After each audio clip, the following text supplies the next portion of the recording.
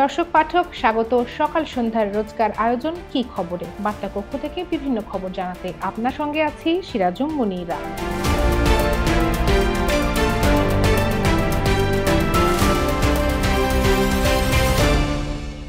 দর্শক আপনারা জানেন বাংলাদেশের পশুর চামড়ার চাহিদার বড় অংশের যোগান হয় কোরবানির মাধ্যমে। এবার চামড়া কেনা বেচা নিয়ে কোনো সংকটের আশঙ্কা দেখছেন না ব্যবসায়ীরা, তবে তাদের ভয় গরম নিয়ে, কারণ তাপমাত্রা বেশি থাকলে কাঁচা চামড়া সংরক্ষণ করা কঠিন হয়ে পড়ে। এ বিষয়ে ব্যবসায়ীদের সঙ্গে কথা বলেছেন সহকর্মী শেখ সাফায়েত হোসেন, জানতে চেষ্টা করেছেন তাদের সমস্যা সংকট কি খবরে। আজ সঙ্গে আছেন তিনি, কথা বলবো তার সঙ্গে। সাফায়েত, আপনাকে স্বাগত। সিরাজুম মুনিরা, আপনাকে ধন্যবাদ। আচ্ছা, এবার গরম নিয়ে দুশ্চিন্তার কথা জানিয়েছেন ব্যবসায়ীরা। এখন তো আবহাওয়া বেশ স্বাভাবিক দেখছি আমরা, গরম বেশি হলে কেমন সংকট তৈরি হবে বলে মনে করছেন তারা? ধন্যবাদ সিরাজুম মুনিরা। আপনি জানেন যে প্রতি বছর কোরবানি ঈদে যে পরিমাণ চামড়া, কাঁচা চামড়া আসে কোরবানির পশু থেকে, সেই চামড়াই আসলে আমাদের দেশের চামড়ার যে যোগান সেখানে বড় ধরনের ভূমিকা রাখে। তো এই চামড়াগুলো আসলে স্থানীয় ব্যবসায়ীদের মাধ্যমে মৌসুমি চামড়া বিক্রেতারা সংগ্রহ করে তারপরে তারা এটাকে ট্যানারি মালিকদের কাছে বিক্রি করেন। তো যদি আবহাওয়া আজ পর্যন্ত ঢাকায় যে ধরনের আবহাওয়া আছে তাতে আসলে আপনি জানেন যে এই বছরে গরমটা খুব বেশি থাকার কারণে ব্যবসায়ীরা একটু দুশ্চিন্তার মধ্যে আছেন যে তাপমাত্রা যদি এখনকার থেকে আরও বেশি বেড়ে যায় তাহলে তারা যেভাবে লবণ দিয়ে চামড়াগুলো সংরক্ষণ করেন তাতে কিছুটা সমস্যা হতে পারে। গরমে চামড়া নষ্ট হয়, আপনি জানেন 4 ঘন্টার মধ্যে চামড়ায় লবণ দিয়ে এগুলো সংরক্ষণ করতে হয়। তো এই সময়টা যদি গরম থাকে তাহলে আসলে 4 ঘন্টার আগেই প্রসেস করতে হবে, কিন্তু সারা দেশ থেকে যখন চামড়াগুলো আসে তো সেগুলো আসতে তো একটু সময় লাগে।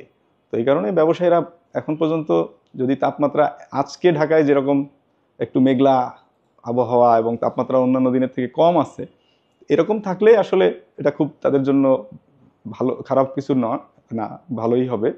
কিন্তু যদি এর থেকে তাপমাত্রা বাড়ে সেটা নিয়ে তারা একটু দুশ্চিন্তার মধ্যে আছেন। এবছর অন্য কোনো দুশ্চিন্তা আসলে চামড়া নিয়ে মৌসুমী ব্যবসায়ীরা করছেন না। প্রতি বছরই আমরা শুনতে পাই যে কোরবানির পশুর চামড়ার দাম পাওয়া যায় না। এটা আসলে কেন হয়? এটা কেন বলা হয়?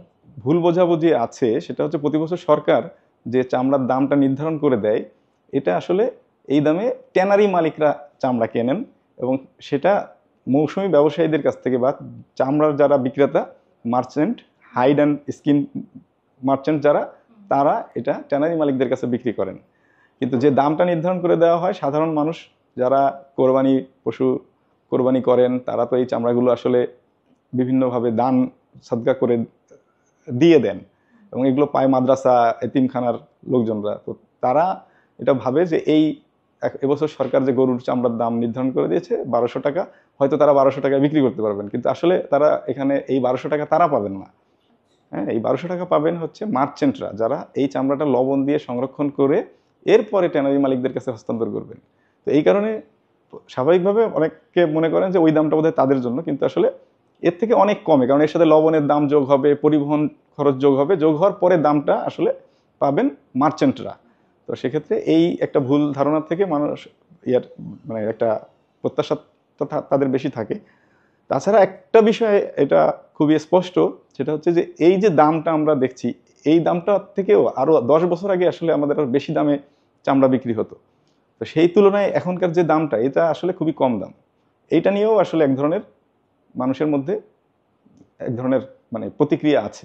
সেই দিক থেকে এই চামড়ার দামটা নিয়ে মানুষের মধ্যে যে প্রতিক্রিয়া, তাতে বোঝা যায় যে আসলে দামটা আর একটু বেশি হলে তাদের ভালো হতো আর কি। আমি এখন আপনার কাছে জানতে চাই, কোরবানির চামড়ার দেশের অর্থনীতিতে কেমন গুরুত্ব বা কতটুকু গুরুত্ব সেটা। ধরেন যদি কোনো কারণে এবছর গরমের কারণে বা বৃষ্টির কারণে চামড়া নষ্ট হলো বা সংরক্ষণ করা গেল না, তখন পরিস্থিতিটা আসলে কি হবে?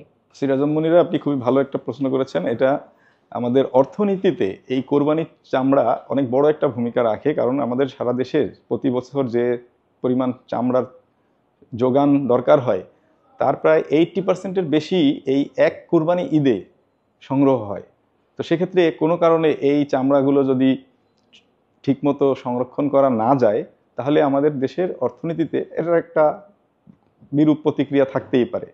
সেই আশঙ্কাটার থেকেই আসলে ব্যবসায়ীরা এবছরও দুশ্চিন্তায় আছেন যে তারা ঠিকমতো চামড়া সংগ্রহ করতে পারবেন কিনা।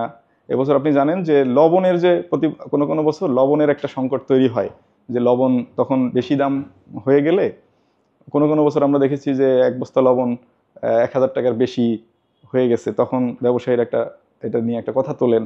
এবছর লবণের দামটা একটু কম আছে।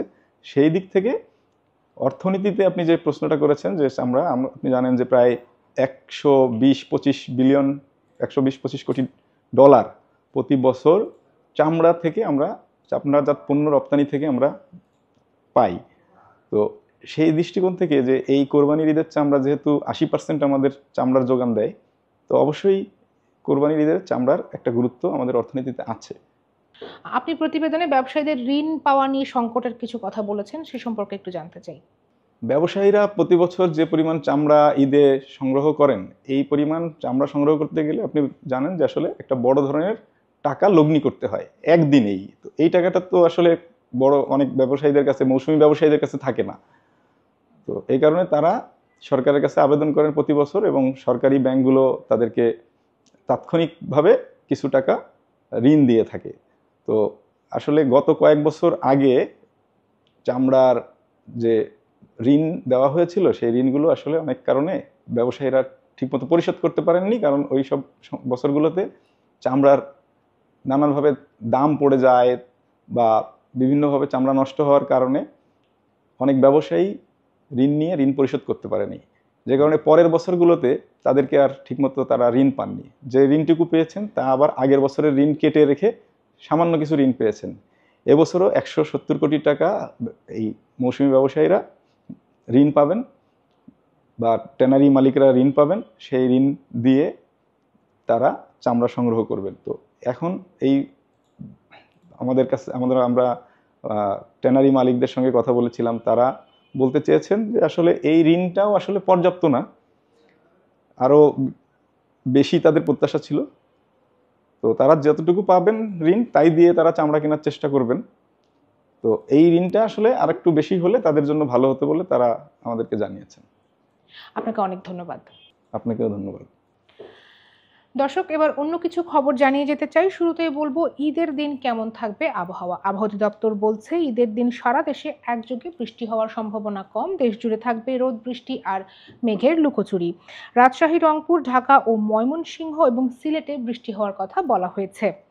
অন্যদিকে বৃষ্টি ও উজান থেকে নেমে আসা পাহাড়ি ঢলের কারণে শুক্রবার সকাল থেকে তিস্তা নদীর পানি বাড়তে শুরু করেছে।